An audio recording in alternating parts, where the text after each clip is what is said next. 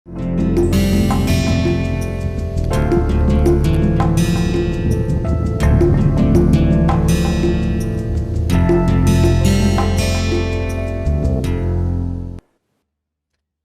इस वीडियो में द्वितीय श्रेणी के मूल्य विभेदन के बारे में बात करें। द्वितीय श्रेणी के मूल्य विभेदन को सेकेंड डिग्री प्राइस डिस्क्रिमिनेशन भी कहते हैं। इसमें एक एकाधिकारी, एक मोनोपोलिस्ट भिन्न भिन्न यूनिट, भिन्न भिन्न मूल्यों पे लोगों को बेचता है, लेकिन जो लोग भी सेम नंबर ऑफ यूनिट्स खरीद रहे होते हैं वो उनको सेम प्राइस ही पे करना होता है। इस सेंस में ये फर्स्ट डिग्री प्राइस डिस्क्रिमिनेशन से डिफरेंट है। तो इसके समझने की शुरुआत हम फर्स्ट डिग्री प्राइस डिस्क्रिमिनेशन से ही करते हैं। मान लेते हैं कि एक ऐसा मार्केट है जिसमें दो ही तरह के कंज्यूमर हैं। कहिए कंज्यूमर एक्स है एंड कंज्यूमर वाई है। कंज्यूमर एक्स का डिमांड कर्व कुछ ऐसा दिखता है और कंज्यूमर वाई का डिमांड कर्व कुछ ऐसा दिखता है। ठीक है, ये मान लीजिए x01 और ये हो गया x02, ये हो गया, और x की जगह हम q ले लें तो ज़्यादा अच्छा है, और ये q हो गया और ये p हो गया। ये भी मान लेते हैं कि कोई कॉस्ट नहीं है, कॉस्ट हमेशा जीरो है। अगर कॉस्ट जीरो है तो सीमांत लागत भी, मार्जिनल कॉस्ट, सीमांत लागत भी जीरो होगा, है ना। तो यहाँ पे अगर परफेक्टली कॉम्पिटिटिव मार्केट रहे तो पहला वाला कंज्यूमर Q01 खरीदेगा और दूसरा वाला कंज्यूमर Q02 खरीदेगा। अगर मोनोपोली रहे तो मोनोपोली देखेगा, मोनोपोलिस्ट देखेगा और एक प्राइस पे अगर बेच रहा है तो देखेगा कि वो कौन सा प्राइस हो। ये भी पॉसिबल है कि वो ऐसा प्राइसिंग करे कि सिर्फ पहले वाला ही कंज्यूमर कुछ खरीद पाए और दूसरे वाला कंज्यूमर कुछ ना खरीद पाए। ये भी संभव है कि प्राइसिंग ऐसा हो कि दोनों कुछ खरीद पाए, है ना।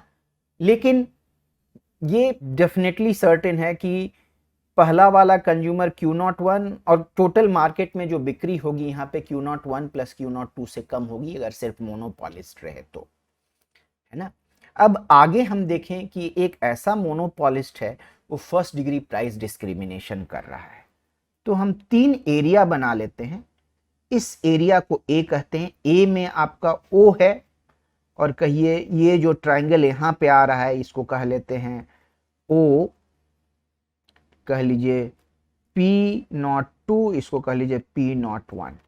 तो ए जो है ये area of triangle O P02 Q02 है, और इसको मान लें बी। बी जो है वो area of parallelogram PO2 PO1, इसको मान लीजिए, इसको कुछ कह लें, इसको कह लीजिए K Q02 है। और तीसरा ट्रायंगल मान लेते हैं C, ये एरिया इसका जो है वो है Q02 K Q01। अगर फर्स्ट डिग्री प्राइस डिस्क्रिमिनेटर है मार्केट में तो फर्स्ट डिग्री प्राइस डिस्क्रिमिनेटर तो पूरा का पूरा सरप्लस खुद कैप्चर कर लेगा, वो पूरा का पूरा सरप्लस ले लेगा। तो इस केस में Q02 खरीदने के लिए पूरा मूल्य जो देना पड़ेगा कंज्यूमर 2 को A के बराबर होगा। ध्यान रखने योग्य बात यहां पे है कि A पर यूनिट नहीं है, पर यूनिट के टर्म में नहीं है।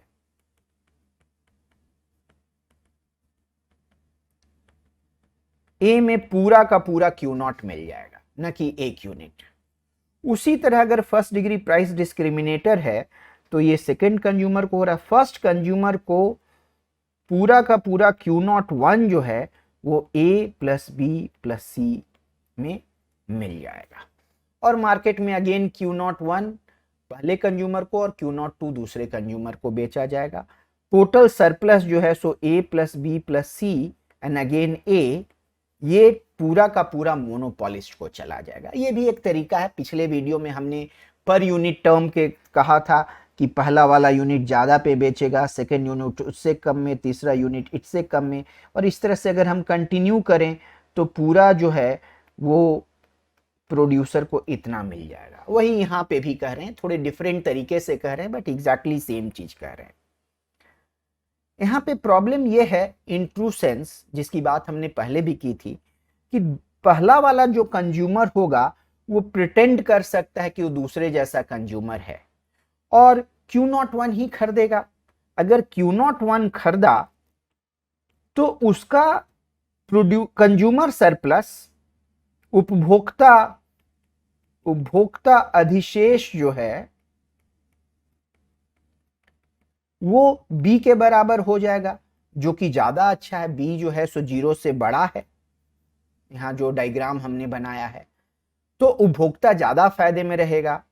और इसी तरह से आपका जो मोनोपोलिस्ट है, एकाधिकारी है, वो फर्स्ट डिग्री प्राइस डिस्क्रिमिनेशन नहीं कर पाएगा। वो सोच पाएगा, ऐसा करने का ट्राई कर सकता है, लेकिन कर नहीं पाएगा। तो इसका उपाय क्या है, उसके पास क्या करेगा कि वो और उसको ज्यादा फायदा मिले? क्योंकि अगर वो मोनोपोलिस्ट की तरह काम किया तो एक प्राइस वो ले पाएगा और पूरा का पूरा सरप्लस जो कि A plus B plus C plus A है, इतना कैप्चर नहीं कर पाएगा। तो वो ऐसा कर सकता है कि मूल्य और मात्रा का ऐसा कॉम्बिनेशन, प्राइस एंड क्वांटिटी का कॉम्बिनेशन का 2 प्लान दे दे। ऐसा हो कि पहला वाला कंज्यूमर एक प्लान सेलेक्ट कर ले और दूसरा वाला कंज्यूमर दूसरा प्लान सेलेक्ट कर ले। ऐसे सेलेक्ट करे कि मोनोपोलिस्ट को ज्यादा से ज्यादा फायदा हो। तो यहां पे हम देखेंगे इस तरह सेकेंड डिग्री प्राइस डिस्क्रिमिनेशन हो रहा है। तो एक उपाय, सिंपल सा उपाय हम दे सकते हैं कि कहे, ये मोनोपोलिस्ट कहे कि अगर आपको Q02 चाहिए तो आपको टोटल में टोटल A देना होगा, पेमेंट A करना पड़ेगा। और Q01 चाहिए तो आपको पेमेंट A प्लस C करना होगा। तो यहां आप देखेंगे कि दोनों के लिए संभव है। इसमें दूसरे वाले कंज्यूमर को तो कुछ नहीं बचेगा अधिशेष, बट पहले वाला कंज्यूमर को अधिशेष B बच जाएगा, ये ना B वाला ये बच जाएगा। तो एनीवे हम लोग यहाँ पे मोनोपोलिस्ट की तरफ से सोच रहे हैं, तो मोनोपोलिस्ट निश्चय ही फायदे में होगा। एक मूल्य से में जितना फायदा कमा सकता है उससे ज्यादा इसमें कमाएगा। लेकिन आगे भी हम देख सकते हैं कि rather than selling Q02 to the second consumer, yo Q02 से कुछ कम बेचे, इतना ही अमाउंट बेचे, है ना। अगर इतना अमाउंट बेचेगा, इधर कहिए मान लीजिए थोड़ा सा बढ़ा, इधर ये ना ये घट के मान लीजिए इतना Q02 घट गया है, इसको मान लीजिए हम कह दें Q02 डैश। तो दूसरे वाले कंज्यूमर से ये ग्रीन कलर के बराबर का लॉस होगा, लेकिन दूसरे वाले कंज्यूमर से कहिए ये ब्लैक जितना गेन हो जाएगा, ये जितना गेन हो जाएगा। क्लियरली ब्लैक वाला एरिया ग्रीन वाले एरिया से ज्यादा बड़ा है, तो वो ऐसा मोनोपोलिस्ट कर पाएगा और ज्यादा यहाँ पे सरप्लस कैप्चर कर रहा है।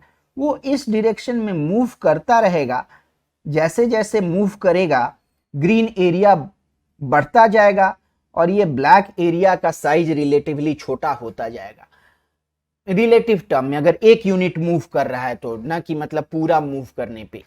तो ऐसा सिचुएशन एक जगह आएगा कि फर्दर 1 यूनिट और इधर मूव करना फायदेमंद नहीं होगा, वहां पे मोनोपोलिस्ट रुक जाएगा, है ना। और इस तरह से वो 2 डिफरेंट प्लान्स ऑफर करेगा और लोग खुद ही सेल्फ सेलेक्ट कर लेंगे कि कौन सा प्लान चूज करें जिसमें उन्हें ज्यादा फायदा हो रहा है। बट मोनोपोलिस्ट का हमेशा एम होगा कि ज्यादा से ज्यादा सरप्लस कैप्चर करना। इसका रियल लाइफ एग्जांपल अगर देखना चाहें तो आप देख सकते हैं कि जब मोबाइल कंपनी होती है जो प्लान देती है, बहुत सारी प्लान होती है और लोग खुद ही चूज कर लेते हैं कि कौन सा प्लान उनके लिए अच्छा है। तो एक ये तरीके से हम सोच सकते हैं कि यहाँ पे जो मोबाइल कंपनियां होती हैं वो ज्यादा से ज्यादा सरप्लस आपसे कैप्चर करने का प्रयास कर रही है ना।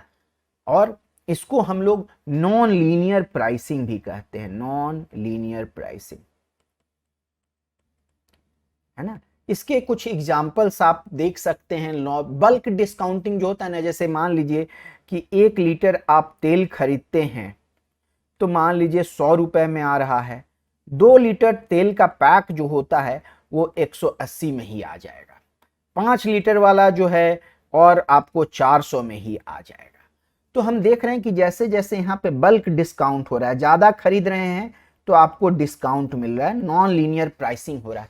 तो इस तरह की जो प्राइसिंग हो रही है उसको हम कहते हैं सेकेंड डिग्री प्राइस डिस्क्रिमिनेशन। यहाँ पे भिन्न भिन्न लोगों को भिन्न भिन्न मूल्य पे दिया जा रहा है, बट जो भी आदमी सेम अमाउंट खरीद रहा है उसको सेम ही प्राइस, सेम ही रेट पे सामान मिल रहा है। तो इस प्रकार से ये प्रैक्टिकल ज्यादा है, ये संभव ज्यादा है, बहुत सारी कंपनियां इसे प्रैक्टिस करती हैं और इसको इम्प्लीमेंट किया जा सकता है फर्स्ट डिग्री प्राइस डिस्क्रिमिनेशन की तरह से। ये सिर्फ सैद्धांतिक कॉन्सेप्ट नहीं है, एक रियल कॉन्सेप्ट है, बाजार में इसका एग्जाम्पल दिख सकता है। धन्यवाद।